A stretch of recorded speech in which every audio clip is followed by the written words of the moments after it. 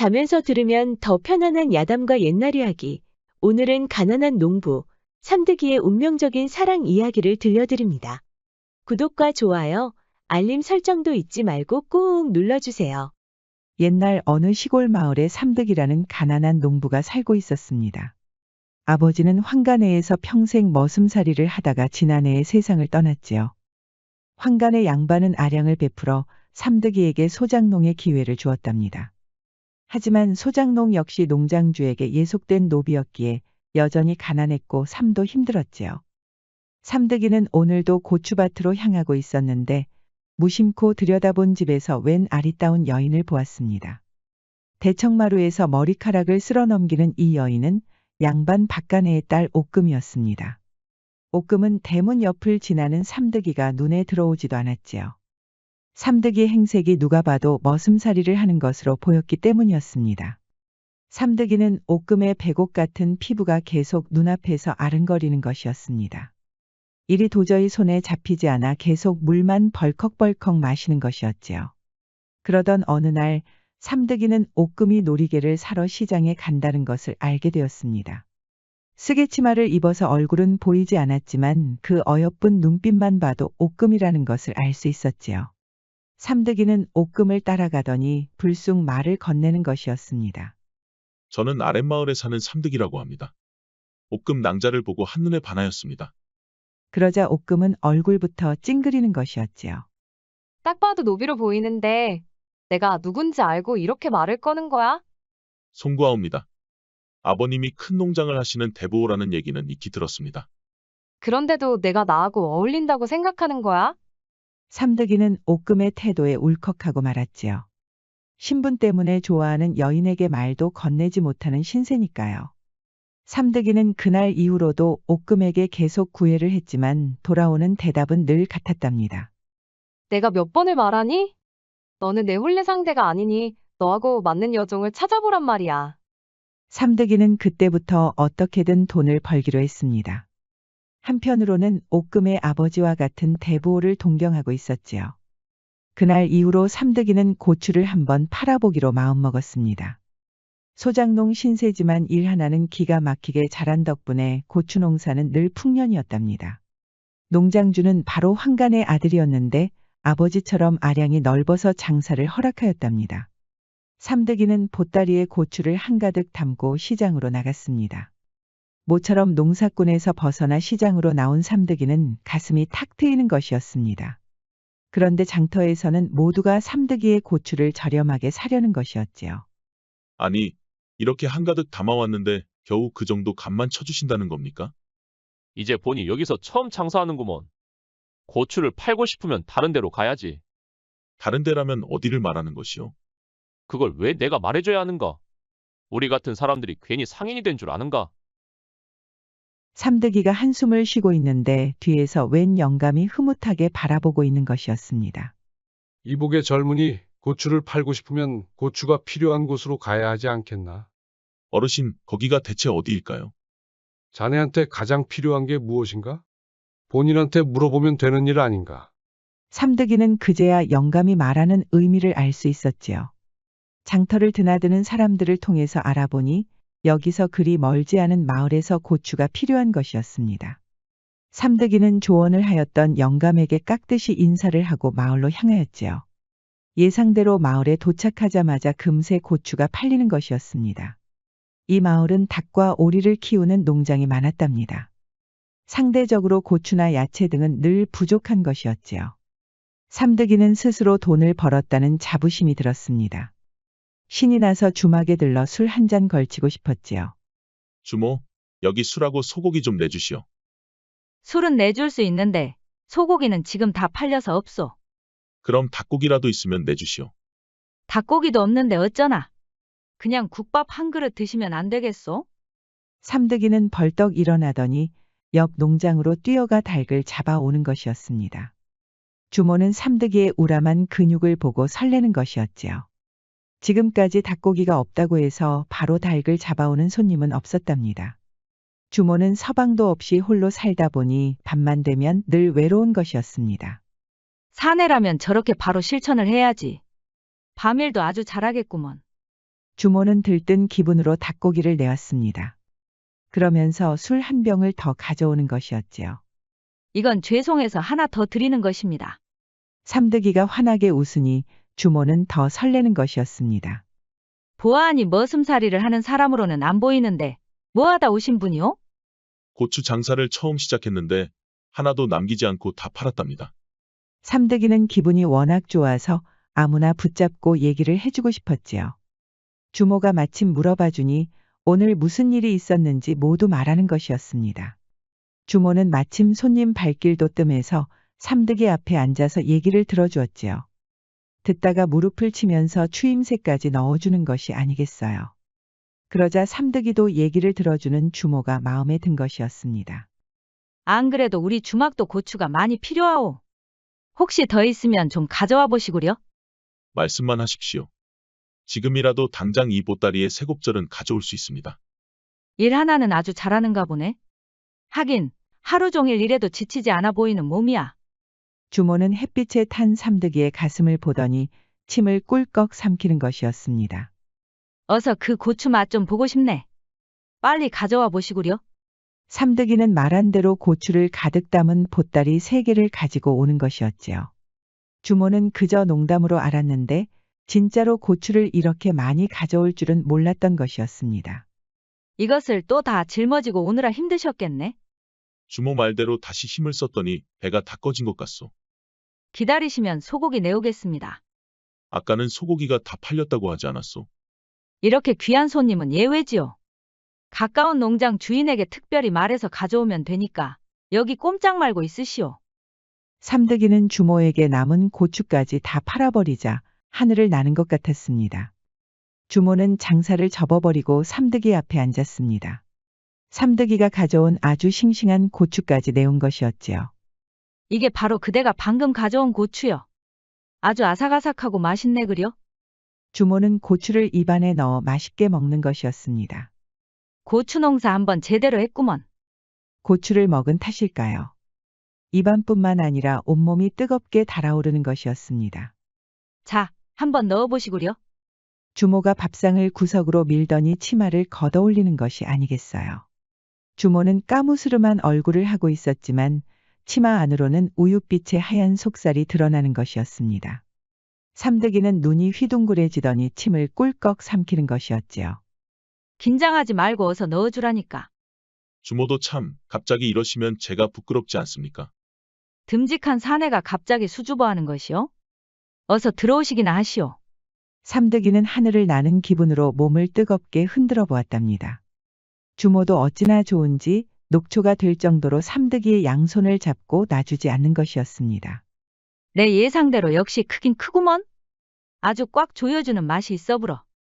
삼득이와 주모는 모처럼 고난 잠을 잤답니다. 다음 날 아침 삼득이는 다시 고추를 팔려고 황간회로 향했지요. 가던 길에 시끌벅적한 곳이 보여서 들렀습니다. 보부상들이 몰려오면서 장시가 열린 것이었지요. 그런데 그곳에서 빛이 나는 도자기들이 보였답니다. 삼득이는 도자기에 관한 조회는 없었지만 한눈으로 봐도 귀하다는 것을 알 수 있었지요. 어르신, 이 도자기들은 다 얼마입니까? 정정하신 어르신이 헛기침을 하며 가격을 말했답니다. 역시나 삼득이가 감당할 만한 가격은 아니었지요. 어르신은 일전의 영감처럼 흐뭇하게 웃더니 장사를 하고 싶으면 공방에 가보라는 것이었습니다. 삼득이는 깍듯이 인사를 하고 어르신이 말한 장소로 가는 것이었지요. 공방은 역시나 장터에 비해 아주 저렴하게 팔고 있었습니다. 게다가 손으로 직접 도자기를 만드는 풍경이 삼득이의 시선을 사로잡은 것이었습니다. 그래, 젊은 총각이 도자기들을 사서 어디다 쓰려고 그러는가? 장사를 해보려고 합니다. 장사라, 그런데 왜 하필 도자기인가? 박약해 보일 수 있으나 제가 사실 방금 도자기 공예에 흥미를 느낀 것 같습니다. 그러자 공방 어르신이 활짝 웃는 것이었습니다. 젊은 총각이 뭘 그리 쑥스러워하나? 나 역시 젊은 시절에 우연히 공방에 들렀다가 이렇게 평생 도자기 만드는 일에 전념하고 있지 않나. 부담 갖지 말고 한번 도자기를 만들어 보시게나. 그래도 되겠습니까, 어르신? 아니 될 이유가 있는가? 내 옆에 와서 만들고 있으면 차근차근 알려주겠네. 그리하여 삼득이는 한 달 동안 공방을 드나들며 도자기를 만들었답니다. 도자기를 만드는 일은 상상했던 것보다 훨씬 재미난 것이었지요. 드디어 도자기를 팔 수 있는 경지에 이르자 조심히 보자기로 싸서 시장으로 향하는 것이었습니다. 어르신도 장사를 한다고 하니 특별히 새와 꽃 등의 무늬까지 넣어주었답니다. 붓으로 그리는 어르신의 실력이 보통이 아니었지요. 시장에 나가 도자기를 펼쳐 보이는데 갑자기 저 멀리서 시끌벅적한 소리가 나는 것이었습니다. 웬 왈패들이 행패를 부리는 것이었지요. 여기서 장사하고 싶으면 자릿세를 내라 하지 않았느냐? 왈패들은 채소와 고기가 든 바구니를 손으로 뒤집으면서 다니는 것이었습니다. 삼득이는 기겁해서 도자기를 얼른 보자기로 싸고 있었답니다. 아니, 이건 또 어디서 불러온 놈이야? 개나 소나 이렇게 장사하러 온다고 하면 어쩌란 말이야? 이보시오. 알겠으니까 이 도자기들은 건드리지 마시오. 내가 지난 한 달 동안 열심히 노력해서 만들었단 말이오. 한 달이라고 하였냐? 나는 지난 2년 동안 여기 시장을 다 잡은 놈이다 이거야. 왈패들은 삼득이의 심정도 모르고 도자기들을 모두 발로 차서 깨버린 것이었습니다. 삼득이는 하늘이 무너지는 것 같았지요. 깨진 조각들을 모두 담아서 힘없이 걸어오는데 고추를 모두 사주었던 주모가 보이는 것이었습니다. 아니, 무슨 일이 있길래 그렇게 기운이 없으시오? 주모는 삼득이가 그동안 도자기를 만들었다고 하니 의외라는 생각이 들었답니다. 아니, 우직한 사내인 줄만 알았더니 그런 섬세한 면도 있었소. 지난번에는 아주 날 소잡듯이 하더만. 이번에는 좀 부드럽게 다뤄줄 수 있겠는가? 주모, 농을 할 기분이 아니오. 한 달 동안 열심히 만들었는데 이게 다 뭐란 말이오. 그러자 주모가 입을 가리며 웃는 것이었습니다. 전국에서 이것저것 하던 치가 있는데 아버지가 옹기 가마를 물려주었다고 하오. 그 깨진 것들 가져다 주면 다시 도자기로 만들 수 있을 것이오. 그러니 내가 다 살 테니 염려하지 마시오. 삼득이는 눈이 번쩍 뜨이는 것이었습니다. 그게 정말이오? 이렇게 다 깨졌는데 값어치가 있겠소? 다른 사람이라면 값어치가 없지. 그게 크니까 다 값어치가 있는 거 아니겠소. 주모가 삼득이의 무릎 위로 손을 올려놓는 것이었지요. 삼득이는 그렇게 주모와 또 한 번 하룻밤을 보낸 것이었습니다. 삼득이는 날이 밝은 대로 공방이 있는 곳으로 향했습니다. 아니, 벌써 도자기들을 다 판 것이냐? 어르신, 갑자기 웬 왈패들이 들이닥치는 바람에 모두 박살이 났습니다. 삼득이는 갑자기 울컥하는 것이었습니다. 어르신이 직접 붓으로 새와 꽃까지 그려주었으니 너무 미안했던 것이었지요. 그러자 어르신이 허하고 웃는 것이었습니다. 도자기야 다시 만들면 되는 게 아닌가? 그런 일로 사내가 질질 짜서야 되겠느냐? 어르신은 삼득이가 도자기에 대한 애정이 깊다는 것을 깨달았답니다. 삼득이가 도자기 공예가로서 가능성이 있다고 본 것이었지요. 어르신은 모든 일을 마치고 삼득이를 집으로 데려왔답니다. 에이야, 여기 술상 좀 내오거라. 그러자 공방 어르신의 딸 여애가 방문을 열고 들어오는 것이었습니다. 여애가 삼득이 앞으로 술상을 내려놓는데 그 은은한 향기부터 반한 것이었지요. 가까이서 보니 숨이 막힐 정도로 아름다운 것이었습니다. 박간애의 딸 옥금보다도 절세미인이었지요. 그날 밤에는 공방 어르신과 술을 마시며 이야기꽃을 나누었습니다. 공방 어르신은 머슴살이를 하는 아버지가 있었습니다. 삼득이와 처지와 똑같았지요. 지금까지 살았던 인생도 삼득이와 너무나 비슷한 것이었습니다. 그런데 어르신, 그동안 궁금했지만 묻지 않았는데 다리는 왜 불편하신 겁니까? 아버지 따라 머슴일을 하다가 큰 사고로 이렇게 됐다네. 걷는 건 불편하지만 그래도 내가 좋아하는 도자기들을 만들 수 있으니 얼마나 좋은가. 아무리 봐도 어르신의 이 공예 실력은 썩히기가 아쉽습니다. 내일이라도 당장 제가 양반댁들을 드나들며 팔아보겠습니다.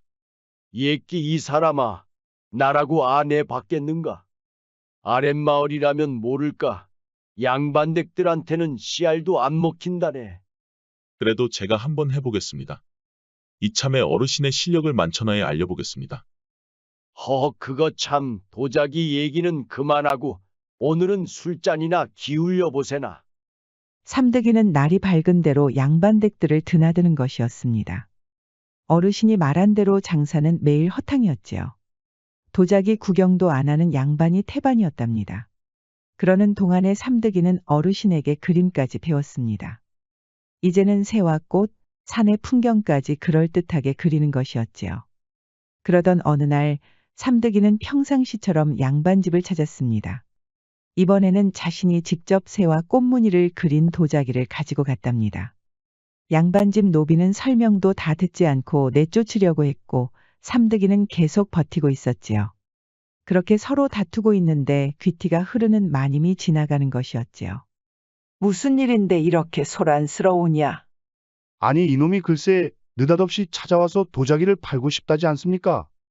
마님도 별 관심이 없어 보이는 건 마찬가지였습니다. 그렇게 돌아가려는데 삼득이가 자신이 직접 새와 꽃무늬를 그린 도자기를 보여주는 것이었습니다. 마님, 그러지 마시고 한 번만 봐주십시오.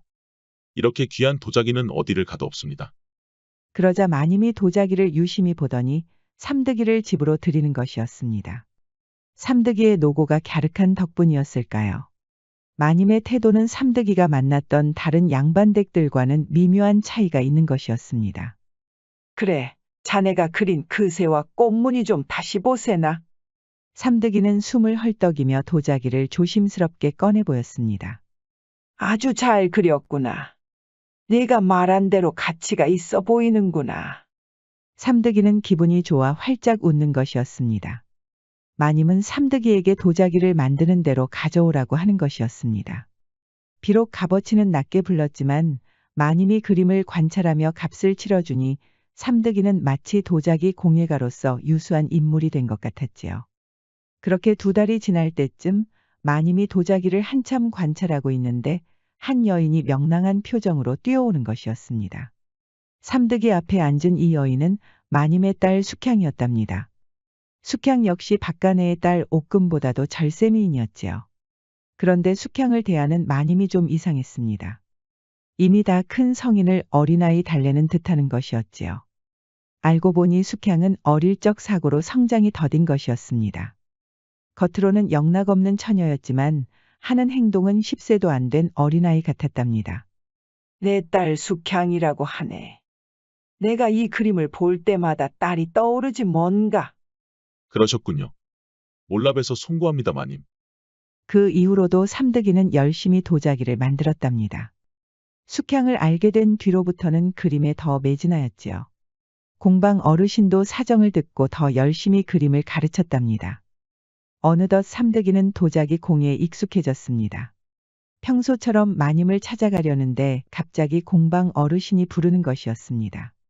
삼드가 이제 너도 어엿한 공예가가 되었으니 이 공방을 너에게 물려주고 싶구나. 아니 어르신, 어찌 감히 제가 이 유서 깊은 공방을 물려받을 수 있겠습니까? 너도 알겠지만 이제 나는 늙었고 이 공방을 물려줄 아들도 없구나. 지금까지 너처럼 도자기 공예에 정성을 다한 사람은 없었단다. 오랫동안 널 지켜본 바로는 너만한 적임자가 없구나. 삼득이는 감복하여 바로 공방 어르신에게 절을 올렸답니다. 그리고 너도 이제 장가를 가야 하지 않겠느냐? 내 딸 여혜를 어찌 생각하느냐? 삼득이는 울컥하고 말았답니다. 그저 도자기가 좋았던 것뿐인데 이렇게 공방을 물려받고 어여쁜 여인과 혼례까지 올릴 수 있었으니까요. 정말 무슨 말씀을 드려야 할지 그저 감사하고 또 감사합니다, 어르신. 마침 방으로 들어온 여혜는 얼굴이 빨개지는 것이었습니다. 여혜 역시 부지런히 일하는 삼득이가 마음에 들었던 것이었지요. 이제는 아버지 못지않게 도자기도 잘 만들고 양반댁의 장사까지 하고 있으니 혼례를 미룰 이유가 없는 것이었습니다. 그날 밤 삼득이는 여혜의 방에 처음으로 들어갔답니다. 여인의 야릇한 향기가 코를 찌르는 것이었지요. 그렇게 삼득이는 여혜와 함께 뜨거운 밤을 보냈답니다. 삼득이는 다음날 기쁜 마음으로 숙향 낭자가 있는 집으로 향했습니다. 최근에는 숙향이 좋아하는 꽃무늬를 더 많이 그리고 있었답니다. 어서 오시게. 안 그래도 내가 자네한테 할 말이 있었네. 말씀하소서 마님. 이제 자네도 어엿한 도자기 공예가가 되었지 않은가? 그러자 삼득이가 활짝 웃는 것이었습니다. 모두가 마님이 베풀어 주신 은혜 덕분입니다. 실은 자네가 그린 그림을 보면서 내 딸 숙향에 대해 많이 생각해봤다네. 이제 시집을 갈 나이가 되었는데 항상 고민이었지. 어떤가? 내 딸 숙향과 혼례를 올릴 마음이 없는가? 그렇게만 해준다면 자네는 평생 떵떵거리며 살 수 있다네. 삼득이는 너무 놀라서 마님에게 절을 올리는 것이었습니다. 하지만 등줄기부터 식은땀이 흐르는 것이었습니다. 이미 공방 어르신의 딸 여혜와 혼례 약조까지 올렸고 지난밤에는 함께 있었으니까요. 왜 그러나 숙향이 색시로 맞이하기에는 부족한가? 아닙니다, 마님. 제가 감히 어찌 그런 생각을 할 수 있겠습니까? 이해하네. 숙향이 어린 나이에 큰 상처를 받는 바람에 저렇게 되었다네. 그 때문에 양반댁 자제들은 거들떠보지도 않았지. 어미라는 사람은 매일 밤 눈물만 흘릴 뿐이지 딸을 위해서 해줄 수 있는 게 없었다네. 그러는 와중에 자네가 나타난 게야. 삼득이는 어쩔 수 없이 숙향과의 혼례를 약조하고 말았답니다. 마님과 숙향은 기뻐했지만 집으로 돌아오면서 자신을 꾸짖는 것이었습니다. 이런 미친놈을 보았는가? 어쩌려고 그런 약조를 했단 말인가? 삼득이가 고개를 숙이고 공방으로 돌아왔는데 화들짝 놀라는 것이었습니다. 공방이 모두 엉망진창이 되었던 것이지요. 어제까지만 해도 있었던 도자기들도 모두 박살이 난 것이었습니다. 방에는 공방 어르신이 주저앉고 서럽게 울고 있는 것이었지요. 어르신, 무슨 일이 있었던 겁니까? 말도 말게. 왈패 녀석들이 자릿세를 내지 않았다고 이렇게 만들어 놓고 갔지 뭔가. 자릿세라니요. 어르신은 장사도 하지 않는데 무슨 자릿세를 운운하는 겁니까? 실은 돈이 좀 필요해서 식솔들을 시켜서 도자기를 내다 팔았다네. 왈패들이 그것을 알고 여기까지 쳐들어온 모양이야. 세상에, 아무리 그래도 그렇지. 천하의 몹쓸 놈들을 보았는가? 삼득이는 당장 시장으로 달려가 왈패들과 맞닥뜨렸지요. 공방 어르신의 복수를 하고 싶었지만 왈패들의 수가 너무 많아 당해낼 수가 없는 것이었습니다. 삼득이는 여혜와 숙향에게 혼례를 약조한 죄로 이렇게 두들겨 맞는 것이라고 믿었답니다. 누가 누굴 욕한단 말인가? 나는 맞아 죽어도 싼 놈이다. 삼득이는 그동안 번 돈으로 다시 공방을 일으켜 세웠습니다. 어르신은 사정도 모르고 삼득이가 기특하기만 했지요. 공방을 세우고 도자기들을 다시 만들고 있는데 마님의 식솔이 찾아온 것이었습니다. 그래, 공방에서 일은 잘 마무리되었는가? 공방이라 하시면 어떤 일을 말씀하시는 겁니까? 다 들어서 알고 있네. 왈피 녀석들이 자네가 있는 공방을 엉망으로 만들었다지. 그 일을 마님이 어떻게 아십니까? 사실 마님은 이조 판서 백씨의 부인이었습니다. 백씨는 임금의 두터운 신임을 받고 있었지요. 들리는 소문으로는 임금도 어찌할 수 없을 정도로 영향력이 막강하다는 것이었습니다. 마님은 백씨에게 부탁해서 왈패 녀석들을 모두 관가로 끌고 갔습니다. 이제 자릿세를 내라는 왈패들은 없다네. 그동안 마음고생 많이 했을 텐데 왜 나한테 말하지 않았나? 송구하옵니다, 마님. 어찌 저에게 이렇게까지 해주십니까? 곧 나의 사위가 될 터인데 이 정도도 못 해줄까? 그러자 삼득이가 고개를 들지 못하고 눈물을 뚝뚝 흘리는 것이었습니다. 아니 왜 그러나 결국 내 딸하고 혼례는 올리지 못하겠다는 겐가? 송구하옵니다, 마님. 실은 공방 어르신의 따님과 이미 혼례를 약조하였습니다. 그러고도 마님의 은혜에 워낙 감사하여 숙향낭자와의 혼례까지 약조했습니다. 저를 죽여주십시오. 마님은 뜻밖의 고백에 당황하는 것이었습니다.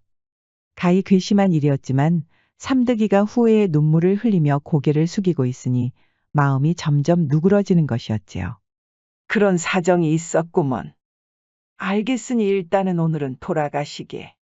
삼득이는 그날 이후로 도자기도 만들지 못하고 있었답니다. 여혜가 찾아왔는데도 감히 얼굴을 내밀지도 못하였지요. 너무 부끄러워서 이대로 죽어야 할 것 같구나.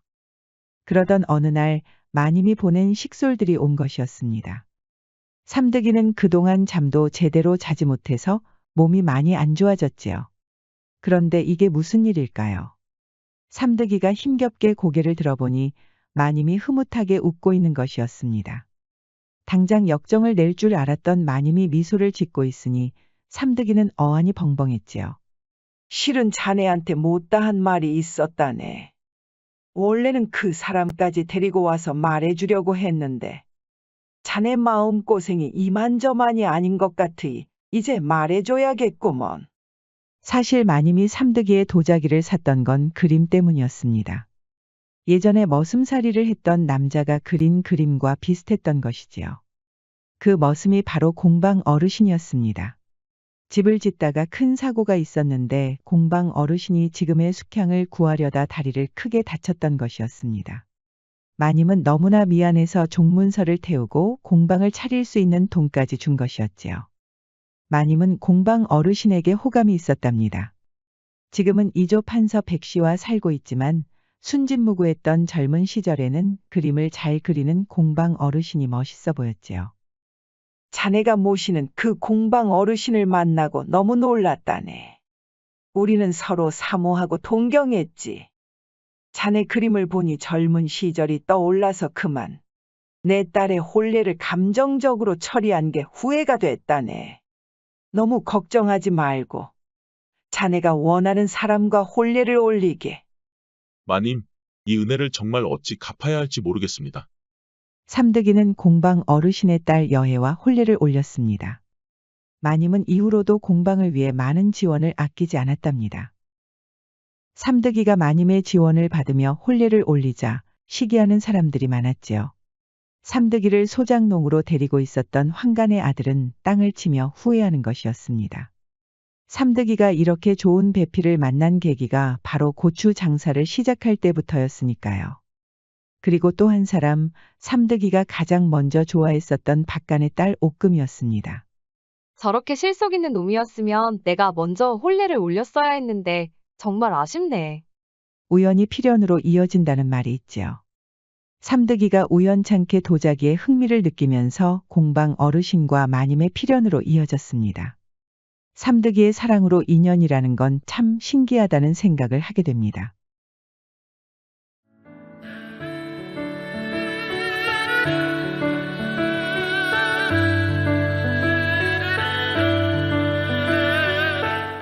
야담과 옛날 이야기는 앞으로도 재미있는 이야기가 많이 준비되어 있습니다. 다른 영상도 재미있게 봐주시고 구독과 좋아요, 알림 설정도 잊지 말고 꼭 눌러주세요. 그럼 여러분 모두 오늘도 행복하고 즐거운 시간 보내세요.